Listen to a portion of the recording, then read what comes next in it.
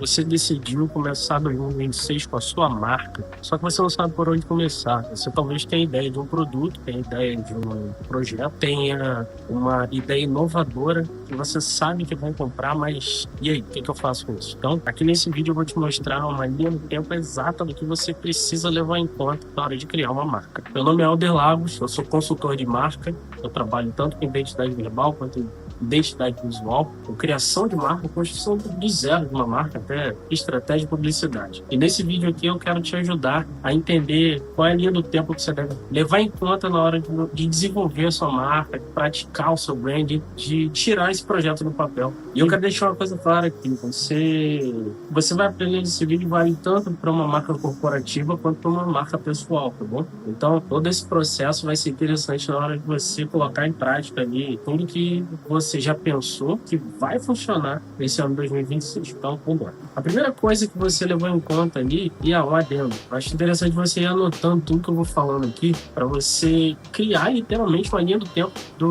desse projeto, tá bom? Eu acredito que no final desse vídeo aqui você já vai ter mais clareza para tirar seu projeto do papel e você começar a praticar, para colocar sua marca para rodar aí o mais rápido possível. Então, a ideia nasceu, né? Você tinha uma visão ali de alguma coisa, você viu uma demanda no mercado, então você tem uma ideia. Então você vai anotar isso. Anota mesmo ali a sua big idea do que você quer mudar, o que você precisa colocar no mercado, o que o mercado precisa para fazer uma mudança geral, ocupar um espaço que o mercado está falhando ali. Então, você quer criar um serviço, ou enfim, vender sua experiência para um público específico, porque o mercado não tem ninguém cobrindo essa parte. Então, a Big Idea, que a gente chama, é o primeiro passo ali para você desenvolver uma marca. A partir do momento em que a ideia nasce, você vai partir para a decisão de virar uma marca, né? Você vai decidir transformar todo aquele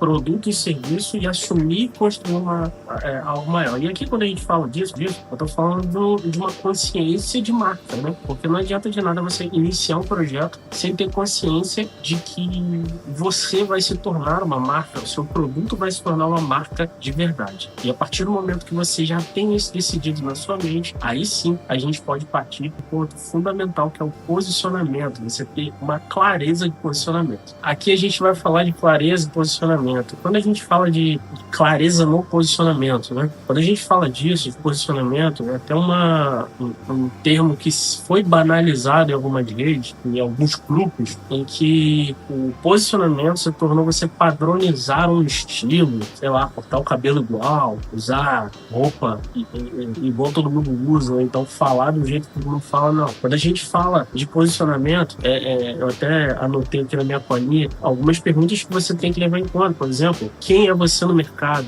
Para quem você quer existir, no caso, a sua marca, para quem sua marca precisa existir? O que você defende? O que você faz? A partir do momento que você responde a essas perguntas, consequentemente, você vai entender onde você está dentro do mercado. Porque algo importante que a gente deve levar em conta é que nem sempre um produto que nasce, mesmo que aquele produto já exista, ou aquela ideia principal exista, ela vai ser igual a outras que existem. Pode ser que o seu produto, a sua água, defenda uma coisa diferente que a outra água não defende. Então, é importante você definir esse ponto do posicionamento. E esse é o terceiro ponto que a gente tem que levar em conta na nossa linha do tempo. Seguindo, a gente parte para a definição do nicho e comunidade. É aqui que a coisa fica um pouco mais complexa. Definição de nicho envolve entender verticais e horizontais do mercado. Tentar resumir para você, mas a gente vai criar um vídeo específico falando sobre isso. As verticais e horizontais do mercado são as definições em que, por exemplo, eu vou dar um exemplo, exemplos é mais fácil de entender, né? Você quer vender para médicos, isso é uma vertical. Talvez, aprofundando mais, você quer vender para médicos que trabalham com odonto, né? Vamos lá, vamos falar de odonto. Então, você quer trabalhar com odonto, isso é uma vertical de posicionamento. O que seria uma horizontal de posicionamento dentro disso? Talvez médicos para odonto que trabalham com harmonização facial ou outro tipo de harmonização, que necessitam vender para clientes, sei lá, mais caros, ou cliente, eu tô falando muito vagamente, é só para você ter uma ideia do que seria essa vertical de posicionamento e horizontal. Uma vez definido isso, você vai conseguir encontrar o seu nicho. Então, basicamente, você vai definir para quem você vai vender e a horizontal vai definir qual é a dor específica que essa pessoa que você quer vender está sentindo no momento. Quando a gente fala de dor, é a necessidade que o teu produto vai suprir ali na hora dela adquirir. E o nicho é muito importante porque quando a gente defende nicho, bate na cabeça da pessoa ou do fundador, né, daquele projeto, que quando você define o nicho, você se fecha para outras áreas. Inclusive, prestadores de serviço sofrem muito com isso, né? Quando você define um nicho específico para você, pode ser que na sua mente você não vai conseguir pegar mais serviços de outro nicho. Por exemplo, no meu caso, como designer, especialista em marca, meu posicionamento atual é como construtor de marcas autorais. Eu gosto de trabalhar com comunidades, com marcas que tenham um quê autoral, que tenham uma tribo. Só que isso não vai me impedir de pegar outros serviços, de aparecer em outros serviços, porque automaticamente uma empresa vai ver que eu sou capaz de trabalhar com outros nichos diferentes. Pode ser que você tenha um projeto aí que se encaixe dentro da minha especialidade, ou que você perceba que eu sou capaz de atender o seu público. Então, quando você começa a definir o seu nicho, você começa a dizer não para o público errado e sim para o público certo. Partindo do nicho e da comunidade, que é o que a gente acabou de falar, a gente vai ter que organizar a narrativa, que a narrativa ela está atrelada ao fundador.